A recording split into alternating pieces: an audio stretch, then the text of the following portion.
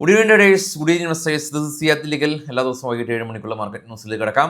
കഴിഞ്ഞ 3 ആഴ്ചകളായിട്ട് തുടർന്നുകൊണ്ടിരിക്കുന്ന ഒരു negative sentiments അത് ഇന്നും ആവർത്തിക്കപ്പെട്ടു. തിങ്കളാഴ്ച ദിവസം നിഫ്റ്റി ഫോളിലാണ് ഉള്ളത്. എങ്കിലും ഇന്നത്തെ ഒരു മാറി ചിന്തിച്ചത് ബാങ്ക് നിഫ്റ്റിയാണ്. ബാങ്ക് നിഫ്റ്റി 11 പോയിന്റ് അപ്സൈഡിലാണ് ബാങ്ക് നിഫ്റ്റിയുടെ ക്ലോസിങ്. എങ്കിലും നിഫ്റ്റി 25,000 ഒക്കെ ഹോൾഡ് ചെയ്യാനായിട്ടൊക്കെ പറ്റിയിട്ടുണ്ട്. ഇന്ന് നിഫ്റ്റിയിൽ ഏറ്റവും കൂടുതൽ ഇടിവിന് കാരണമായ സെക്ടർ എന്ന് പറയുന്നത് IT സെക്ടറാണ്.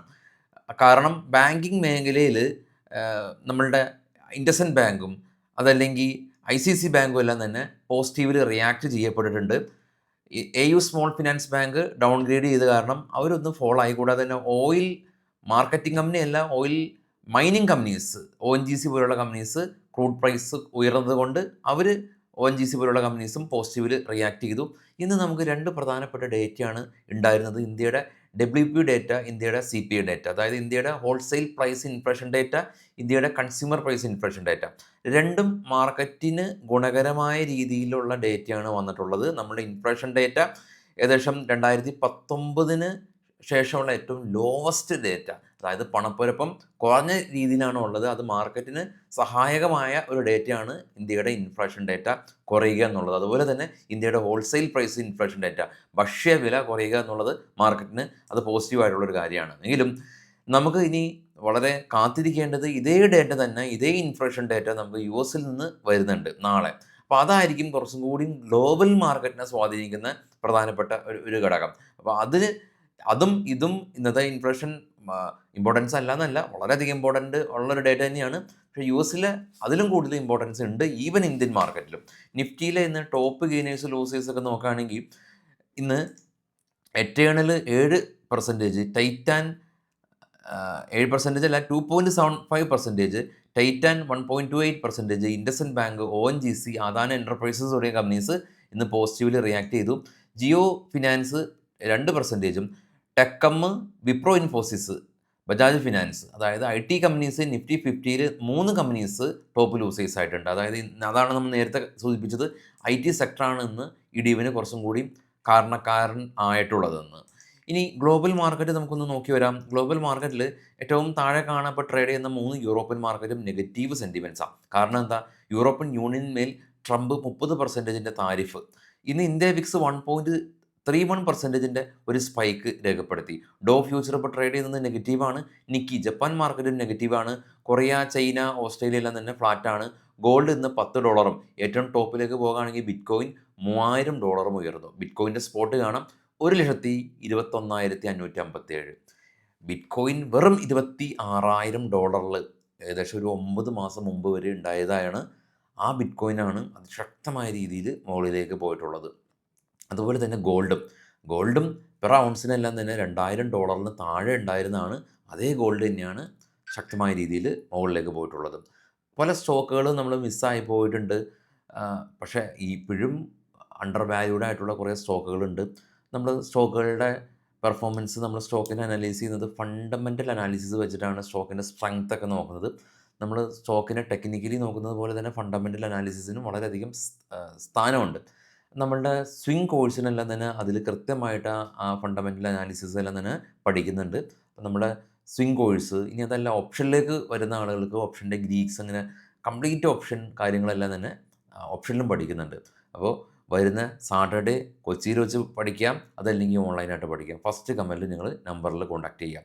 കൂടാതെ മാർക്കറ്റിൽ മറ്റുള്ളൊരു ന്യൂസ് ഉള്ളത്, നമ്മുടെ ജെയിൻ സ്ട്രീറ്റ് 4,300 കോടി രൂപ തിരിച്ചടയ്ക്കാൻ തയ്യാറായിട്ടുണ്ട്. സെബിയുടെ അടുത്ത് അവരുടെ റെസ്ട്രിക്ഷൻ റിമൂവ് ആക്കണമെന്നുള്ള ഒരു അഭ്യർത്ഥനയുമായിട്ട് വന്നിട്ടുണ്ട്. ഇത് 2 കാര്യങ്ങൾ അത് സൂചിപ്പിക്കുന്നത്. ഒന്ന്, 4,300 കോടി രൂപ അവർ തിരിച്ചടയ്ക്കാൻ തയ്യാറായി എന്ന് പറയുമ്പോൾ അവർ അതിൻ്റെ എത്രയോ ഇരട്ടി ഇവിടെ നിന്ന് കൊണ്ടുപോയിട്ടുണ്ട്. അതായത് 45,000 കോടി രൂപയാണ് കൊണ്ടുപോയിട്ടുള്ളത്.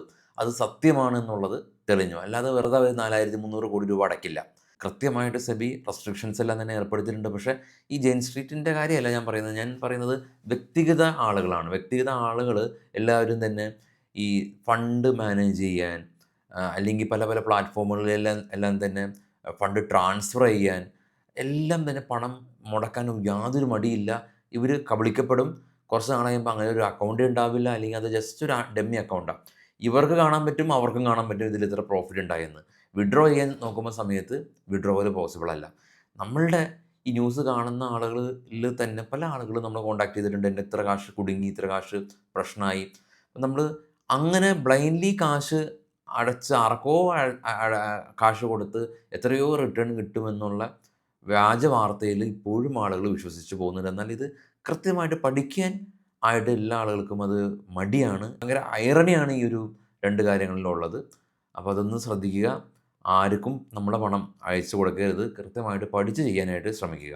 സ്റ്റോക്കുകളുടെ വാർത്തകളിലേക്ക് പോകാം. ബൈ സെൽ റെക്കമെൻഡേഷൻ ഒന്നുമല്ല. മാർക്കറ്റിലുള്ള വാർത്തകളാണ്. അഹിലുവാലിയ കോൺട്രാക്ട് കമ്പനി 2089 കോടി രൂപയുടെ ഓർഡർ കിട്ടി. യഥാർത്ഥ ഹോസ്പിറ്റൽ കമ്പനി 300 ബെഡ് കപ്പാസിറ്റി ഉള്ള പുതിയ ഒരു ഹോസ്പിറ്റൽ ഇവർ ബിൽഡ് ചെയ്യാനായിട്ട് കമ്പനി തീരുമാനിച്ചു. പവൻ ഇൻഡസ്ട്രീസ് കമ്പനി ഹീറോ മോട്ടോ കോർപ്പിന് വേണ്ടിയിട്ട് പമ്പ് മേക്ക് ചെയ്യാനായിട്ട് കമ്പനി ഒരു ഓർഡർ കിട്ടി. ഇന്ന് എം ടി എൻ എല്ലും ഐ ടി പോലുള്ള സ്റ്റോക്കിന് ഇന്ന് റാലി രേഖപ്പെടുത്തി. കാരണം ഗവൺമെൻറ് സെൻട്രൽ കമ്പനീസിലെല്ലാം തന്നെ അസറ്റുകൾ മാർക്കറ്റ് പ്രൈസിൽ ബൈ ചെയ്യാനായിട്ട് അനുവദിച്ചു എന്നുള്ള കാരണം കൊണ്ട്. അതുപോലെ വിൻസോൾ എഞ്ചിനീയറിംഗ് കമ്പനി 21 കോടി രൂപയുടെ ഓർഡർ അവർക്ക് ലഭിച്ചു. വോക്ക് ഹാർഡ് കമ്പനി 18% ഇവരുടെ ബിസിനസ് ഉയരുമെന്ന് കമ്പനി പ്രത്യാശ പ്രകടിപ്പിച്ചു. ഒല ഇന്ന് റിസൾട്ട് വന്ന കമ്പനിയാണ്. 350 കോടി രൂപ ലോസ് ഉണ്ടാക്കിയ കമ്പനി ഇത്തവണ 430 കോടി രൂപ ലോസാണ് വർദ്ധിപ്പിച്ചിട്ടുള്ളത്. എങ്കിലും കമ്പനിയുടെ റവന്യൂ പൊട്ടൻഷ്യൽ കൂടുമെന്ന് അവരുടെ കമ്പനി വക്താക്കൾ പറഞ്ഞതിനെ തുടർന്ന് ഒല ഇന്ന് ടോപ്പ് ഗിയറിലായി റാലി രേഖപ്പെടുത്തി. ആനന്ദരഥി അസറ്റ് മാനേജ്മെൻറ്റ് കമ്പനിയാണ്. 1 lakh CR അവരുടെ അസറ്റ് അണ്ടർ മാനേജ്മെൻറ്റ് ഇവർ ഫണ്ട് റൈസ് ചെയ്യുമെന്ന് കമ്പനി പറഞ്ഞു. IPOയിലേക്ക് വരുമ്പോൾ ട്രാവൽ ഫുഡ് സർവീസ് IPO ഇന്ന് 2% പ്രീമിയത്തിൽ ലിസ്റ്റ് ചെയ്തു.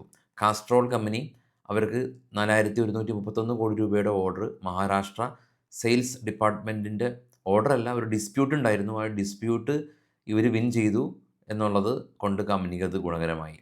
കൂടാതെ തന്നെ എലക്ട്രോൺ എഞ്ചിനീയറിംഗ് കമ്പനി 710 കോടി രൂപയുടെ ഓർഡർ ലഭിച്ചു. ടിറ്റാഗ്രാഹ് റെയിൽ കമ്പനി 126 കോടി രൂപയുടെ ഓർഡർ ലഭിച്ചു. NCCക്ക് 2269 കോടി രൂപയുടെ ഓർഡർ ലഭിച്ചു.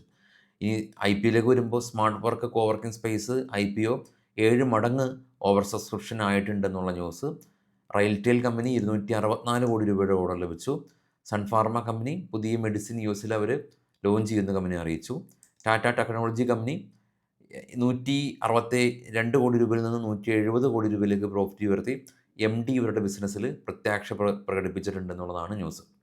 അപ്പോൾ ഇനിയും ഒരുപാട് കമ്പനീസിൻ്റെ സ്റ്റോക്ക് ന്യൂസുകളുണ്ട്, IPO ഡീറ്റെയിൽസുകളുണ്ട്. അതെല്ലാം നമ്മുടെ ട്രേഡ് ബഡ്ഡി ടാബിൽ ലഭ്യമാണ്.